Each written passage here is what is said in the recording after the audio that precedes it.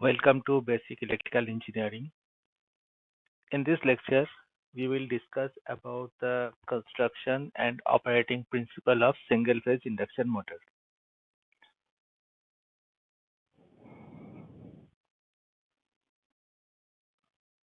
We use the single-phase system more widely than the three-phase system for domestic as well as commercial purposes and also to some extent in industrial uses. Because the single-phase system is more economical than three-phase system, and the power requirement in most of the houses, shops, office are small, which can be easily met by a single phase system.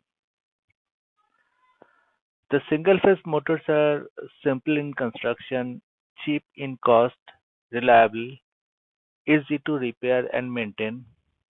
Due to all these advantages, this motor finds its application in various domestic applications like a vacuum cleaner, fan, washing machines, centrifugal pumps, blower, washing machines, etc.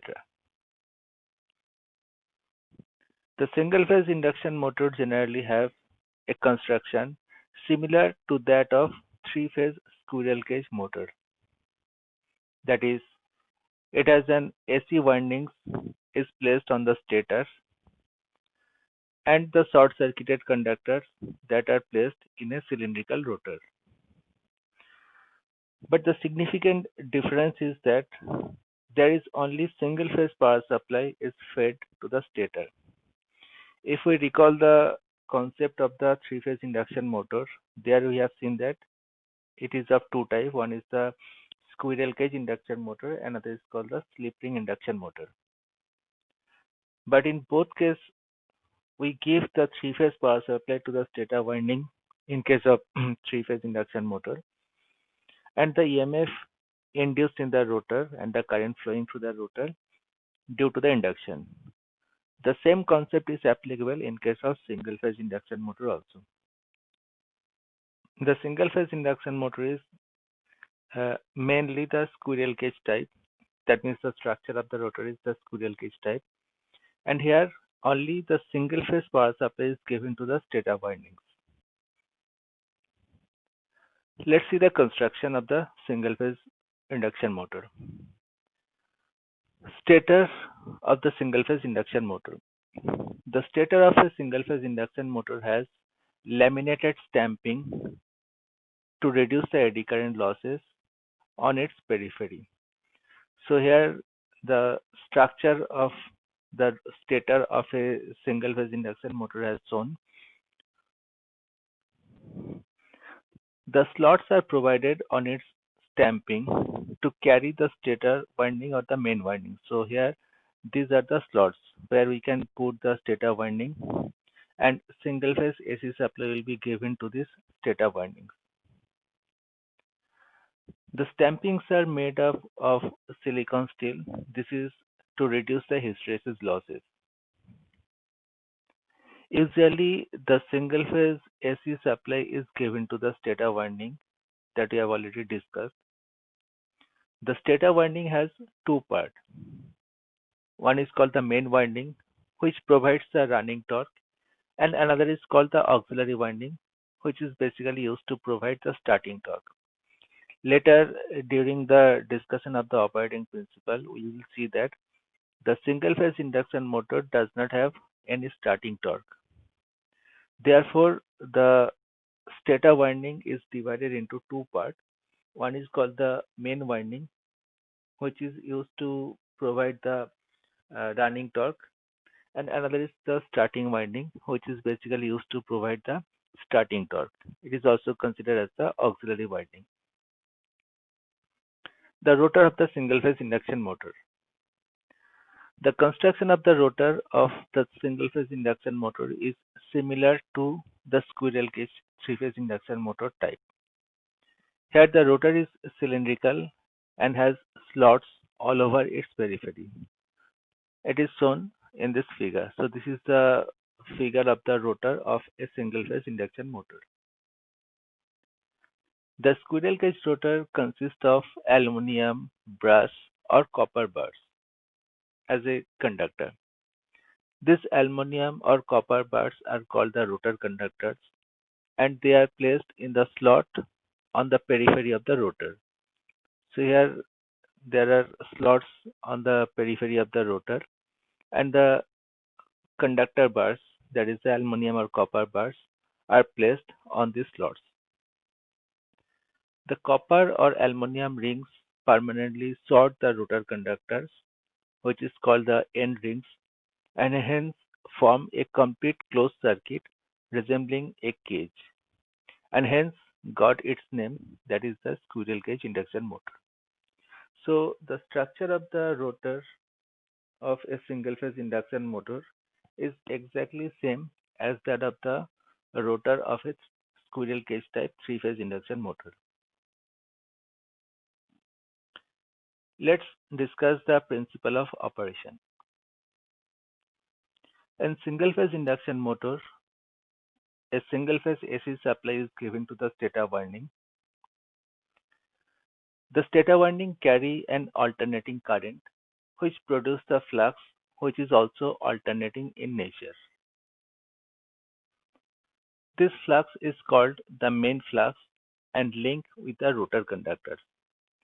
So here we must remember that the current which is supplied to the rotor is the AC in nature, and the instantaneous current can be written as I equal to I max sin omega t. So corresponding flux that will be produced can be represented as phi max sin omega t. This is the flux which is produced in the stator winding. We have seen that the nature of this flux, it is sinusoidal, so it changes with respect to the time in this way. When the time is 0 at omega t equal to 0 degree, the flux will be 0. At 90 degree, the flux will be maximum. At 180 degree, again it will be 0. At 270 degree, it will be negative, and at 360 degree, again the value will be 0. Due to the transformer action, when this flux is produced in the stator winding, remember this flux is considered as the pulsating flux. It is not the rotating magnetic field, it is the pulsating magnetic field. And when this pulsating magnetic field produced in the stator winding, it will cut the rotor conductors.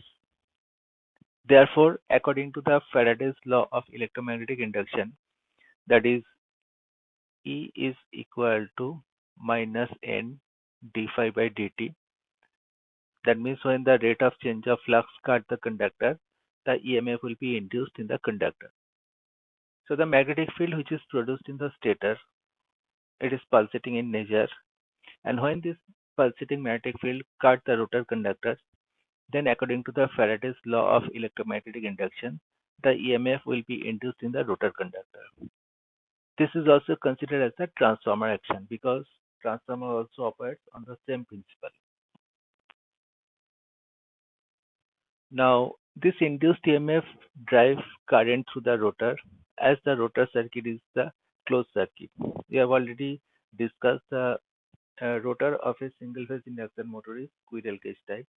That means the conductors are already short circuited by using the slip rings, by using the end rings.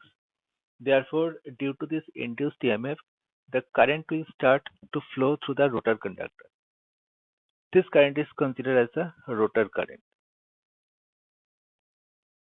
Now, this rotor current will produce its flux, which is considered as the rotor magnetic field. Since this rotor magnetic field is produced due to the induction principle, so the motor working on this principle and got its name, that is the induction motor. Now, due to the single phase AC supply to the stator winding, the pulsating magnetic field is produced, and this pulsating field, for this pulsating field, the rotor will not rotate due to its inertia. That means the polarity of the magnetic field will be continuously changing. Therefore, the torque that will be produced on the rotor, it will not be unidirectional. So because of the inertia of the rotor will not rotate. So the single phase induction motor is not a self-starting machine, and it requires some extra arrangement to produce the starting torque. Using the double revolving field theory, this behavior of the motor can be explained. That is why the single phase induction motor is not self-starting, although the alternating flux is produced in the stator. It cuts the rotor conductor, the EMF is induced in the rotor conductor, the current flow through the rotor conductor, then also the starting torque is not produced. And this can be uh, explained by using the double revolving field theory. So let's see the double revolving field theory. Now, according to this theory, any alternating quantity can be resolved into two rotating components and can be considered rotate in opposite direction with same speed and each having equal magnitude, that is the half of the maximum magnitude of the alternating quantity. That means in case of single phase induction motor, the stator winding produces an alternating magnetic field having the maximum magnitude of phi m. That is the phi max. That is the maximum value of the flux which is produced in the stator winding. So here in this figure, it can be shown as phi m is equal to phi max sin omega t.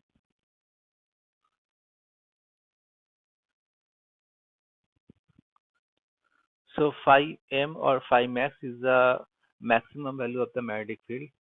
Its phasor will be along the x-axis because here it is sin omega t. Now, according to the double revolving field theory, this magnetic field can be resolved into two components, can be divided into two components, that is phi m by 2 and phi m by 2. And it can be considered that these two equally divided magnetic fields are rotating opposite to each other with a constant speed. And the speed of the magnetic field is always equal to the synchronous speed, that is ns, that we have already discussed during the operation of three-phase induction motor. So according to the double revolving field theory, a single pulsating magnetic field is divided into two parts, and it is considered that these two magnetic fields are rotating opposite to each other with the constant speed.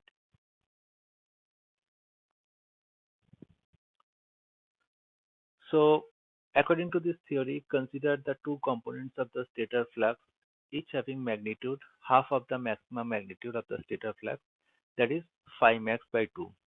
So this will be the magnitude of each flux that we have considered two equal parts.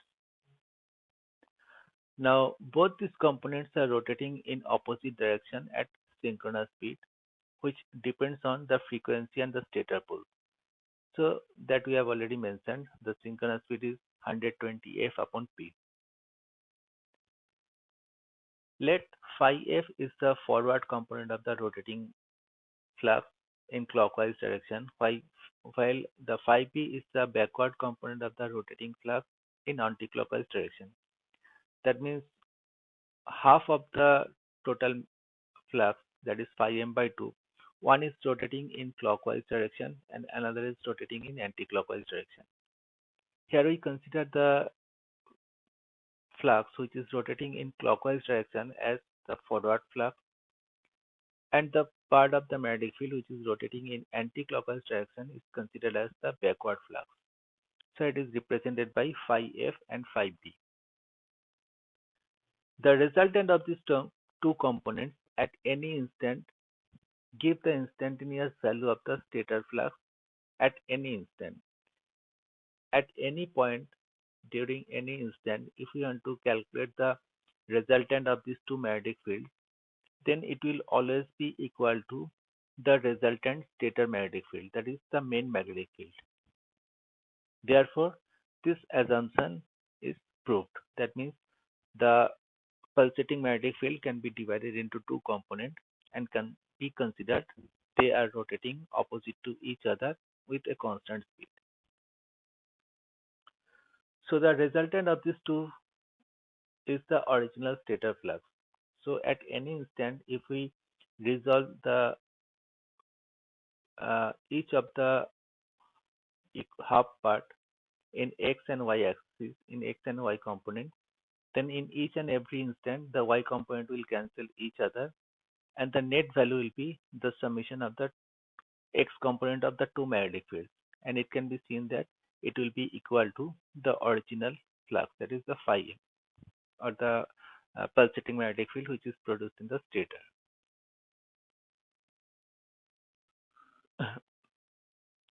So here we see the figure where the stator flux and its two components, that is forward flux and the backward flux, are shown.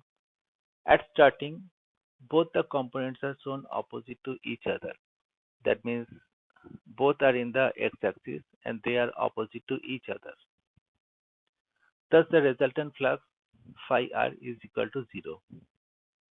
This is nothing but the instantaneous value of the stator flux at start, because the stator flux is equal to phi max sine omega t. So at time t equal to 0, the flux will be equal to 0. Now, after 90 degree, both are rotating. So two components will rotate in such a way that both are pointing at the same direction. So here it can be seen, both are directing in the same way. So the resultant will be their summation. So here the resultant flux will be the algebraic summation of the magnitude of two components, that is phi r will be equal to phi m by 2 plus phi m by 2, and that will be equal to phi m. It can be also seen that when the omega t is equal to 90 degree, the value of the phi will be equal to phi max. So it is also the resultant flux in this case. This is nothing but the instantaneous value of the stator flux at 90 degree that we have already discussed. So the resultant flux will also be the main stator magnetic field. So it will be also sinusoidal in nature. Thus, continuous rotation of two components give the original alternating flux that can be seen from this figure. Now, both the components are rotating and hence get cut the motor conductors or the rotor conductors, and due to the cutting of the flux, the EMF get induced in rotor, which circulate the rotor current. The rotor current produces the rotor flux. This flux interacts with the forward component phi f to produce a torque in a particular direction, let's say clockwise direction, while the rotor flux interacts with the backward component phi b to produce a torque in anticlockwise direction. As we discussed that the magnetic field produced in the stator is divided into two components. One is the forward flux, another is the backward flux, and this is the rotor. So when this flux circulates over the rotor, both flux will induce the EMF on the rotor conductors, and due to this induced EMF, the current will produce, and because of the current, the force will be developed, and then the torque will be produced. The torque which is produced because of the forward flux is considered as the forward torque, and the torque which is produced because of the backward flux is considered as the backward torque. So if the clockwise torque is considered as a positive, then the anti-clockwise torque is considered as a negative. The torque on the rotor which is produced in clockwise direction because of the forward flux, it is considered as the forward torque. And similarly, the torque which is produced because of the backward flux, it is considered as the backward torque. At start, these two torques are equal in magnitude but opposite in direction. At time t equal to 0, the two magnetic fields will be opposite to each other. Therefore, the torque produced by them will be equal but opposite. So, each torque try to rotate the rotor in its own direction, but as their magnitudes are equal and opposite in direction, therefore the net torque on the rotor at starting condition will be equal to zero. That means there will be no torque produced on the rotor during the starting condition. That's why the single phase induction motor is not self-starting. Now here we have to remember one thing. This double revolving field theory is just a hypothesis. It is just a concept.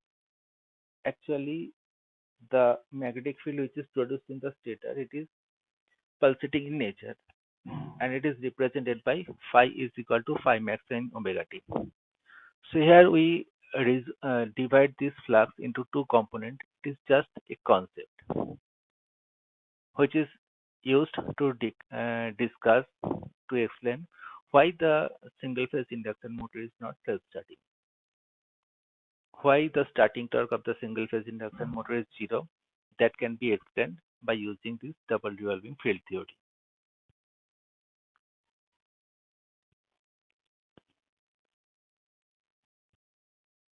Let's see the torque versus speed characteristics further because of this double revolving field theory. So consider this is the stator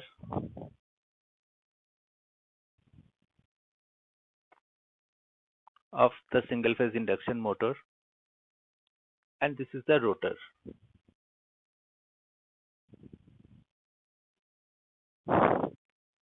It is the shaft. The flux produced in the clockwise direction, it is considered as the forward flux represented by phi f, and this flux is rotating with the speed of ns. Similarly, the backward flux represented by phi b, which is rotating in anti-clockwise direction and is also rotating with the speed of ns. Let the rotor is rotating with the speed of nr. Let's say it is in the clockwise direction. Now we know that the synchronous speed is equal to 120 f upon p, and we also know that the slip is represented by ns minus nr upon ns, where ns minus nr is the relative speed between the rotating magnetic field and the rotor. But here we have two different rotating magnetic field. So let's see what will be the slip developed in the machine. Now, when we consider the forward flux, that means the phi f, where the speed of the rotating magnetic field and the speed of the rotor is unidirectional, both are in clockwise direction. Therefore, the forward slip represented by SF will be the relative speed between the rotating magnetic field and the rotor speed with respect to the rotating magnetic field. And we can see that it is simply equal to the slip. Now consider the backward flux which is rotating in anti-clockwise direction. So here the magnetic field is rotating in anti-clockwise direction, but the rotor is rotating in clockwise direction. Therefore, their relative speed will be ns plus nr. So corresponding slip can be represented by SB, that is the slip produced because of the backward flux. It can be written as ns plus nr upon ns, where ns plus nr is the relative speed between the backward flux and the rotor. This can be further written as 2ns minus ns minus nr upon ns, that we can write. So here it will be 2ns upon ns means 2 minus ns minus nr upon ns, that is equal to s. Therefore, the forward slip will be equal to the normal slip and the backward slip will be equal to 2 minus s. We know that the value of the slip varies between 0 to 1. When nr is equal to ns, the slip will be 0, and when nr equal to 0, the slip will be 1. So normally the slip varies between 0 to 1. Now, when slip is equal to 0, in this case, the forward slip will be also equal to 0, but the backward slip will be equal to 2. On the other hand, when slip equal to 1, the forward slip will be equal to 1 and the backward slip will also be equal to 1 because it is 2 minus 1. Therefore, the torque versus slip characteristics for the forward flux will be between 0 to 1, and the torque versus slip characteristics for the backward slip will be between 1 to 2. So the two oppositely directed torques and the resultant torque can be shown effectively with the help of torque versus speed characteristics or the slip characteristics. So here it is the torque versus slip characteristics. So here normally the slip will be 0 and 1, but as the value of the backward slip go up to 2, then the slip is represented here s equal to 0, s equal to 1 and s equal to 2. So the torque versus slip characteristics because of the forward slip is represented by this part. So this is torque versus slip characteristics for the forward flux, or we can say torque versus speed characteristics. Because at s equal to 1, the speed will be 0. At s equal to 0, the speed will be equal to ns. Similarly, for the backward slip, that is between 1 and 2, and because of the backward slip, the torque is produced in the opposite direction. Therefore, the torque versus speed characteristics or torque versus slip characteristics is shown by this curve. So this is the backward torque and this is the forward torque. If we extend, then it will give this relation. Now the resultant torque that is produced on the rotor will be the resultant of this forward torque and the backward torque. So ultimately we'll get the resultant torque like this. Here this is the resultant torque. In this case we can see that the resultant torque is equal to 0 at s equal to 1. And s equal to 1 means the value of nr equal to 0. So it is the starting condition of the rotor. Therefore, the starting torque of a single phase induction motor is equal to 0. That can be again shown by this torque versus speed characteristics with the help of double revolving field theory. So again it can be seen that at nr equal to 0, that means when slip equal to 1, at this point the resultant torque is equal to 0, which is shown here. So the single phase induction motor does not have any starting torque, and that's why it is not a self-starting machine. However, if the rotor is given an initial rotation in any direction, the resultant average torque will increase in the direction in which the rotor initially rotated, and the motor will start rotating in that direction. From this figure, we can see that the starting torque is 0. But if by anyhow the starting torque is provided to the rotor, then either in the forward direction or in the backward direction, then the rotor will get the running torque and it will continue to rotate on that particular direction in which direction the rotors are initially rotated. But in practice, it is not possible to give the initial torque to the rotor externally or manually. So some modifications in the construction of the rotor is done just to make the single phase induction motor as the self-starting machine. It is not possible to keep the starting torque every time. Therefore, some modification in the construction of the stator winding is provided that we will discuss in the next lecture, where the main winding or the stator winding is divided into two parts. One is called the main winding, another is called the auxiliary winding, and this is just to create the starting torque. So that's why we can conclude the single phase induction motor is not a self-starting machine because it does not have any starting torque. That's all. Thank you.